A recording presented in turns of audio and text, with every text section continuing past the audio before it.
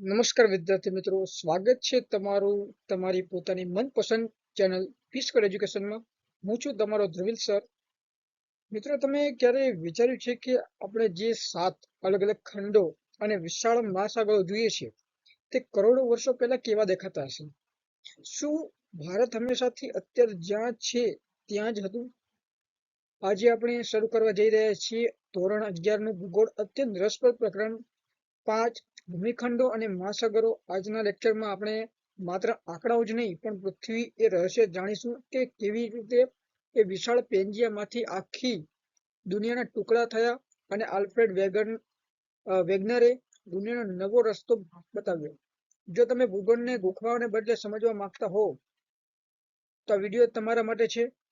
તો ચાલો તમારી નોટબુક અને પેન સાથે તૈયાર થઈ જાઓ. શરૂ કરીએ આજનો આ ખાસ લેક્ચર. વિદ્યાર્થી મિત્રો, આજના લેક્ચરની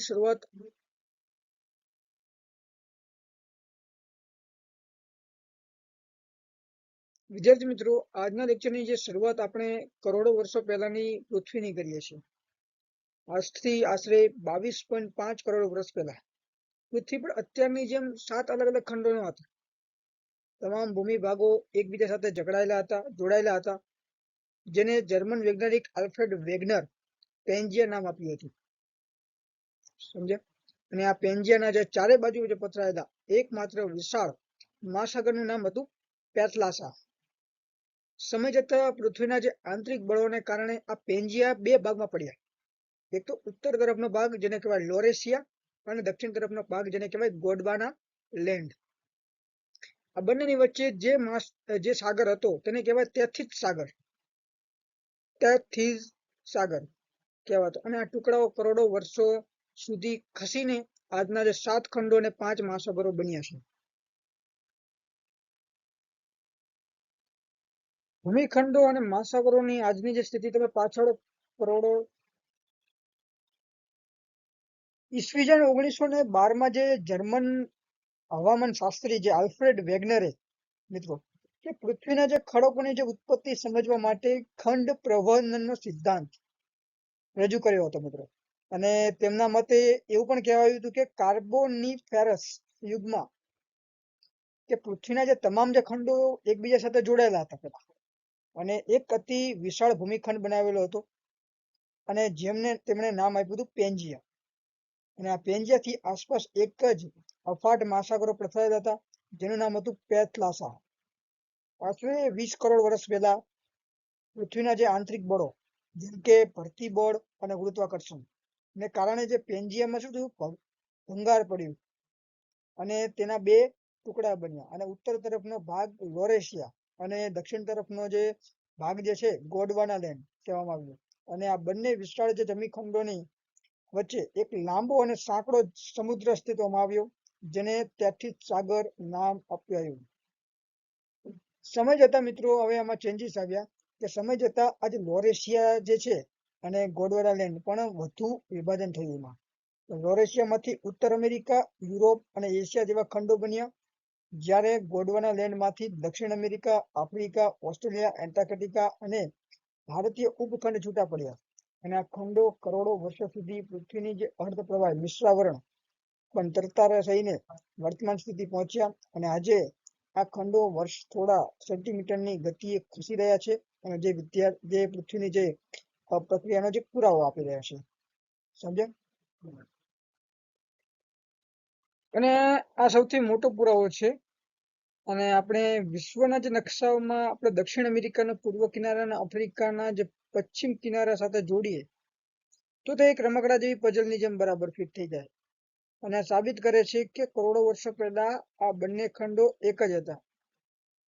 બીજો પોઈન્ટ આપણે શીખવો જોઈએ કે એક જ પ્રાણી અલગ ખંડોમાં કેવી રીતે રહેતા હતા, જે પ્રોબ્લેમ એ પણ જોવા મળતી. કેમ કે વૈજ્ઞાનિકોએ મોસોસોરસ નામના એક નાના જે સરીસૃપ જે અશ્મિઓ દક્ષિણ અમેરિકા અને દક્ષિણ આફ્રિકા બંને જગ્યાથી મળ્યા. અને આ પ્રાણીઓ દરિયામાં તરીને જઈ શકે તેમ ન હતું, પણ જેનો અર્થ એ થાય કે જ્યારે આ પ્રાણી જીવતું હતું ત્યારે આ બંને ખંડો જોડાયેલા હતા. અને પછી ખંડો પછી સમયાંતરે ચેન્જ આવવા માંડ્યો કે પ્લેટ ટેક્ટોનિક્સ ખંડો કેમ ખસે છે એ પણ પ્રશ્ન હોય છે વિદ્યાર્થીઓને, કે વિદ્યાર્થીઓ પ્રશ્ન થાય કે આટલા મોટો ખંડ ખસે કેવી રીતે? તો એની પાછળનું જે કારણ પૃથ્વીના જે પેટાળમાં જે રહેલો ધગધગતો મેગ્મા છે, પૃથ્વીના અંદર ગરમીને જે કન્વેન્સ જે કરંટ પેદા થાય છે, જે આ પ્લેટોને ખૂબ જ ધીમી ગતિએ ધક્કો મારે છે, જેને લીધે આવું જોવા મળે છે. હવે આપણે વાત કરવાના છે પેન્જિયા વિશે.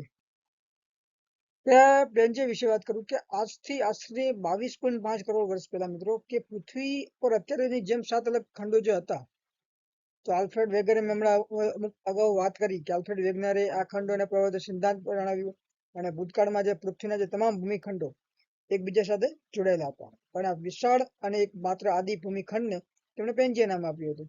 અને આ ગ્રીક શબ્દ છે મિત્રો, જેનો અર્થ થાય છે સમગ્ર પૃથ્વી, ઓલ અર્થ થાય છે. કે આ પેન્જિયા જે ચારે બાજુ પથરાયેલો એક માત્ર અફાટ મહાસાગરને તેમણે પેથલાસા નામ આપ્યું, અને જેનો અર્થ થાય છે કે સમગ્ર જળ એવો થાય છે કે પેન્જિયા ઉત્તર ભાગને લોરેશિયા અને દક્ષિણ ભાગને ગોંડવાના લેન્ડ કહેવામાં આવતું હતું.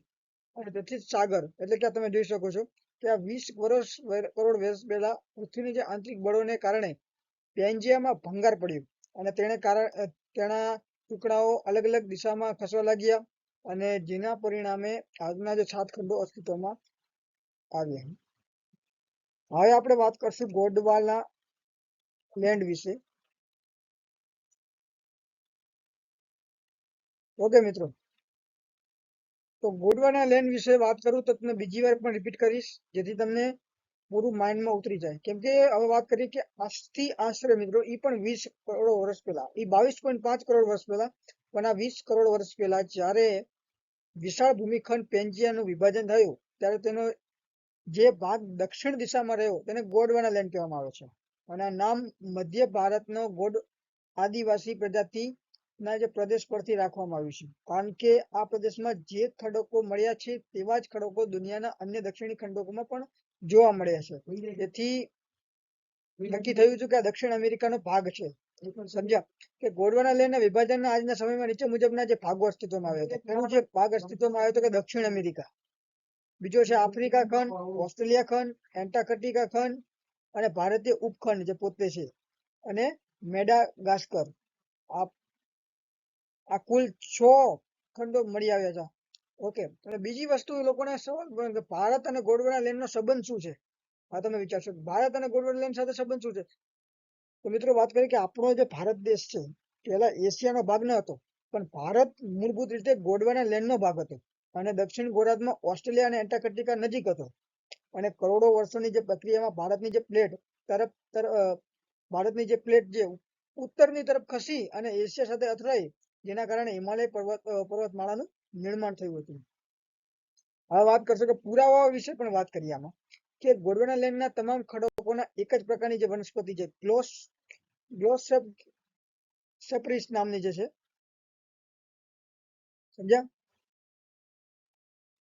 તો આસ્મિયો અને જે મોસોસોરસ નામના જે પ્રાણીના અવશેષો મળી આવ્યા છે, અને સાબિત કરે છે કે આ બધા ખંડો પહેલા એકબીજા સાથે જોડાયેલા હતા.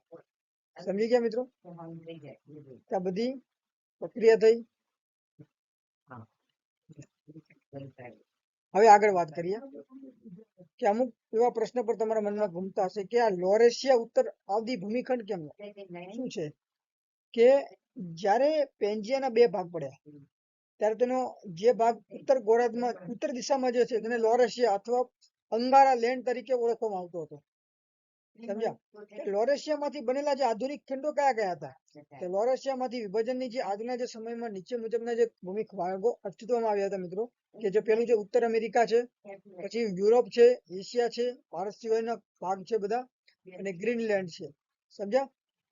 હવે વિદ્યાર્થીઓ આ સમજાવવું ખૂબ જ જરૂરી છે કે વેગનરની જે વાત કેમ સાચી માનવી જોઈએ. કેમ કે જિગ્સો ફિટ તમે નકશામાં તો દક્ષિણ અમેરિકા અને આફ્રિકાના કિનારા એકબીજામાં પરફેક્ટ ફિટ થાય છે, અને ભૂસ્તરીય સામ્યતા, અને આફ્રિકા અને બ્રાઝિલના જે દરિયા કિનારાના જે ખડકોની જે ઉંમર અને પ્રકાર એક સરખા છે. પછી ત્રીજું કારણ છે ગ્લેશિયરનું નિશાન રહેલું છે, કે ભારતના જે દક્ષિણ ભાગમાં આફ્રિકા અને ઓસ્ટ્રેલિયામાં હિમનદીઓના જે ઘસારાના નિશાન મળ્યા છે, જે સાબિત કરે છે કે આ બધા ભાગો પહેલા દક્ષિણ ધ્રુવની નજીક જોવા મળતા હતા. સમજ્યા? ઓકે,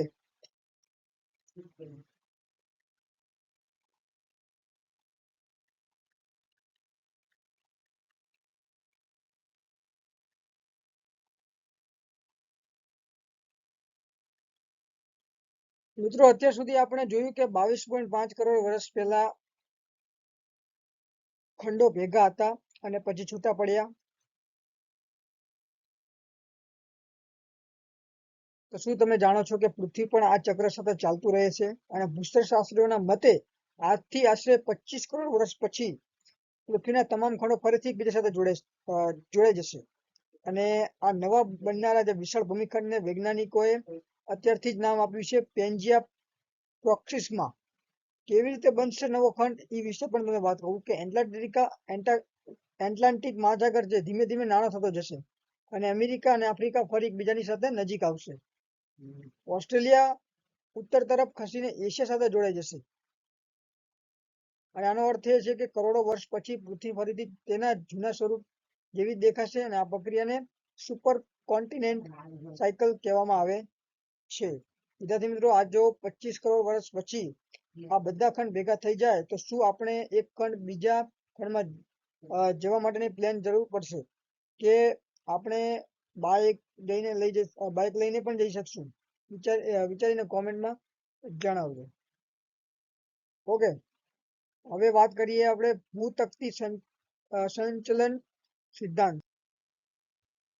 કે ભૂતકતી સંચાલનનો જે સિદ્ધાંત વિશે વાત કરીએ કે આ સિદ્ધાંત ઈસવીસન 1967 મેકેન્જી પાર્કર અને માર્ગન નામના વૈજ્ઞાનિકે આપ્યો હતો. મિત્રો, કે આલ્ફ્રેડ વેગનરે માત્ર ખંડો ખસવાની વાત કરી હતી, પણ આ સિદ્ધાંતોને સમજાવ્યું કેવી રીતે ખસે છે એમણે જણાવ્યું. મેકેન્જી પાર્કર અને માર્ગન નામના જે વૈજ્ઞાનિક હતા.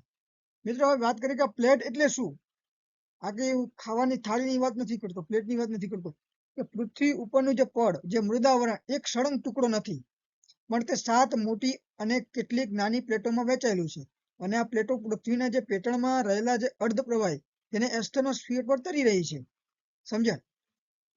કે પ્લેટો કેમ ખસે છે એનું કારણ શું મિત્રો? કે પૃથ્વીના જે પેટર્નમાં રહેલી જે પ્રચંડ ગરમીને કારણે સંવહન પ્રવાહો જે ઉત્પન્ન થાય છે અને આ ગરમ પ્રવાહો પ્લેટોને નીચેથી ધક્કો મારે છે, જેના કારણે પ્લેટો ખૂબ જ ધીમી ગતિએ ખસે છે. સમજ્યા મિત્રો? કે અપસારી પ્લેટ વિશે વાત કરીએ કે પ્લેટોના જે પ્રકાર હોય છે 3 પ્રકાર છે. એક અપસારી પ્લેટ છે, અભિસારી પ્લેટ ને રૂપાંતરિત પ્લેટ. અપસારી પ્લેટ એટલે કે જ્યારે બે પ્લેટો એકબીજાથી દૂર જાય છે અને આનાથી નવા ભૂમિ ભાગોનું સર્જન થાય છે, બને છે.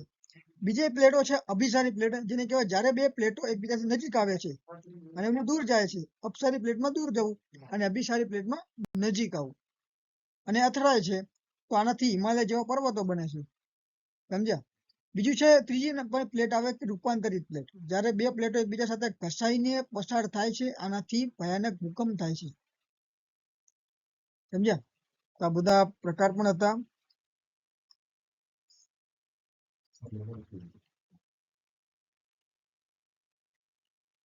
હવે વાત કરીએ કે વિશ્વની મુખ્ય ભૂતકતી વિશે. ઓકે મિત્રો,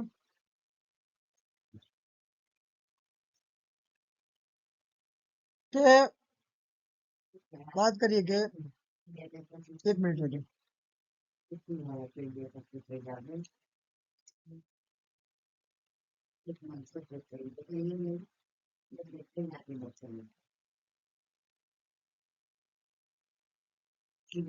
લાસ્ટ પોઈન્ટ જે રહેવાનો છે આના પછી નેક્સ્ટ લેક્ચરમાં હું તમને ભણાવીશ. મિત્રો, પૃથ્વીનું જે મુદાવરણ જે છે કોઈ પણ એક સળંગ ભાગમાં નથી, પરંતુ તો અનેક નાના મોટા ટુકડાઓમાં વહેંચાયેલું છે, જેને ભૂતકતી અથવા પ્લેટ્સ કહેવામાં આવે છે. તો વૈજ્ઞાનિક દ્રષ્ટિએ પૃથ્વી પર મુખ્ય 7 મોટી તકતીઓ આવેલી છે, જેમાં સૌથી વિશાળ પેસિફિક પ્લેટ છે, જે સંપૂર્ણપણે મહાસાગરીય છે, અને ત્યારબાદ યુરેશિયન પ્લેટ, જે યુરોપ અને આફ્રિકા સાથે કનેક્શનમાં છે. એશિયા સાથે કનેક્શનમાં. પછી છે આફ્રિકન પ્લેટ, ઉત્તર અમેરિકા પ્લેટ અને દક્ષિણ અમેરિકા પ્લેટોનો સમાવેશ થાય છે. આપણા માટે સૌથી મહત્વના ઇન્ડો ઓસ્ટ્રેલિયન પ્લેટ છે, જેમાં ભારત અને ઓસ્ટ્રેલિયાનો સમાવેશ થાય છે. છેલ્લે દક્ષિણ ધ્રુવ પર આવેલી એન્ટાર્કટિકા એન્ટાર્કટિકા પ્લેટ આ 7 મુખ્ય તકતીઓ યાદી પૂરી કરે છે અને આ પ્લેટો પૃથ્વીના જે પેટાળમાં રહેલા જે ગરમ અને અર્ધ પ્રવાહી પર સતત તરતી રહે છે અને પૃથ્વી આંતરિક ગરમીના કારણે પેદા થતા સંવહન પ્રવાહો આ પ્લેટોને ગતિ આપે છે. જ્યારે આ પ્લેટો એકબીજાની સાથે નજીક આવે છે ત્યારે તેની અભિસારી પ્લેટ કહેવાય છે, જેનાથી પર્વતો બને છે, અને જ્યારે એકબીજાથી દૂર જાય છે ત્યારે તેને અપસારી પ્લેટ કહેવામાં આવે છે. આ પ્લેટો હલચલને કારણે જ પૃથ્વી પર ભૂકંપ, જ્વાળામુખી અને પર્વતોનું નિર્માણ જેવી મોટી ભૌગોલિક ઘટનાઓને આકાર લે છે. તો 7 અને આપણે વાત કરી તો 2 અમેરિકામાં છે, ઉત્તર અને દક્ષિણ, 2 મોટા ખંડ છે, આફ્રિકા અને યુરેશિયા. ત્રીજું છે આપણું પોતાનું જે ઇન્ડો ઓસ્ટ્રેલિયન. ચોથું છે એક ઠઠ્ઠુગાર જે એન્ટાર્કટિકા જે ઠંડુ ખંડ છે, અને 5મું છે એક વિશાળ પાણીવાળું જે પેસિફિક મહાસાગર છે. ઓકે,